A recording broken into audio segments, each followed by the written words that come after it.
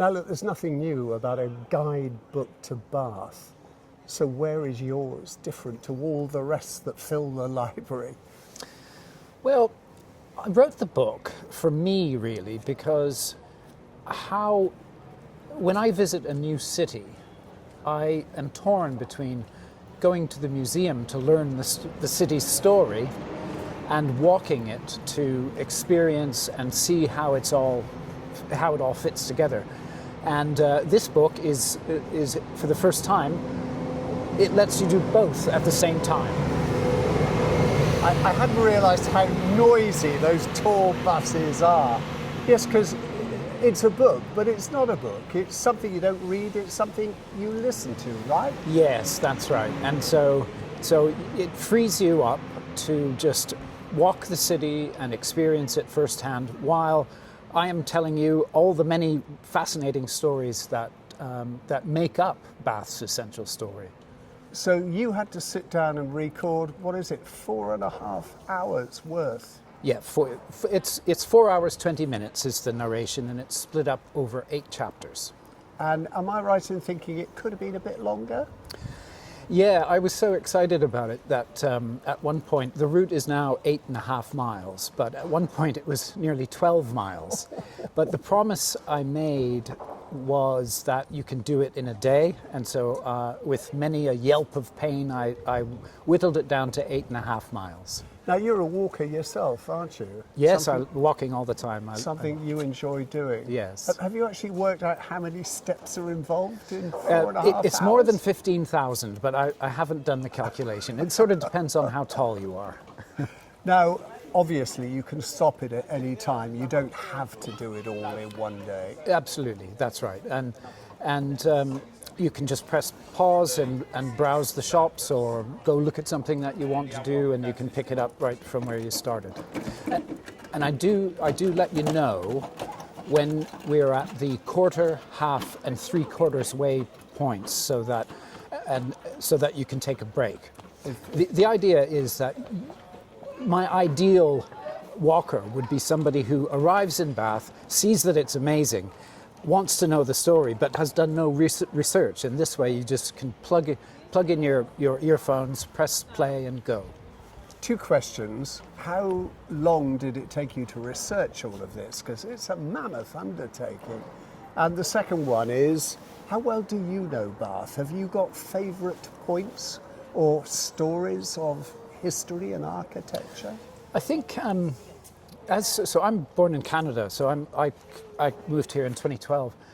I think one of the fascinating things for me is the wall. So between Alfred the Great put up the wall, the medieval wall, in the late 800s to protect the city against the Danes. And for the next 8 centuries, Bath almost entirely was enclosed by this wall. And it was Bath's adoption by the upper classes as the hottest resort in the country, starting in the late 1600s, building in the early 1700s, that caused all this pressure to build up inside the wall, which then created the building boom, so that Bath burst through its wall and filled the valley. And what I think we don't often understand or appreciate is that Bath is an ancient place, but the Bath we know today is basically a new town, like Dubai or Las Vegas, except that it settled into its current shape just over 200 years ago. Do you make mention of the industrial history of Bath as well? Well, yes, particularly the Ralph Allen's scientific approach to quarrying, and how he, with his innovations, he monopolized the production of Bath stone, and Bath stone at the time was considered inferior to Portland stone, but he made it the building material of choice with his his tramway up Prior Park Road and his innovations, and his house was almost his billboard, wasn't it? Yes. This is what you can do with my stone. Yes. Look what I've done with it. Yes. And I have to say, here we are standing in the Circus, another good advertisement for Bath stone, because all of this came out from under the city. Well, at least under the city's walls. Yes, it did, indeed. Not walls, yes. hills. Let's get it right. Yeah, and the Bath Stone is interesting because Bath's complex topography is thanks to the Bath Stone, which, and we know this big thanks to another Bathonian, John Smith, the father of English geography.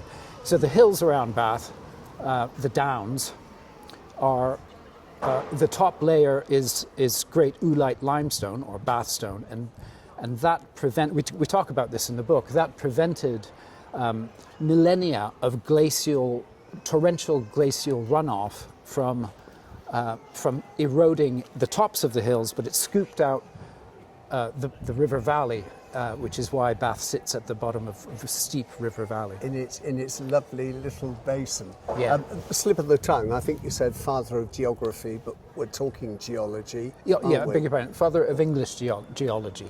It's an easy slip. Yeah. Look, it's a great idea. Is it available now? I just put up your website and people can go on there and buy it. It's available now. It's just new, and there will be about 30 different audiobook retailers listing it. At the moment there's 4, but over the next few weeks that will expand.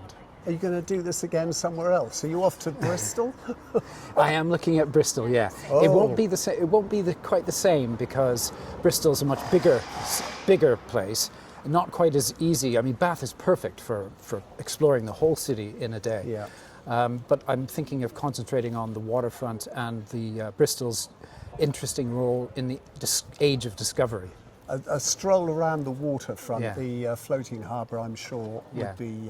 would be great and very interesting too. Thank you and good luck. Thank you very much.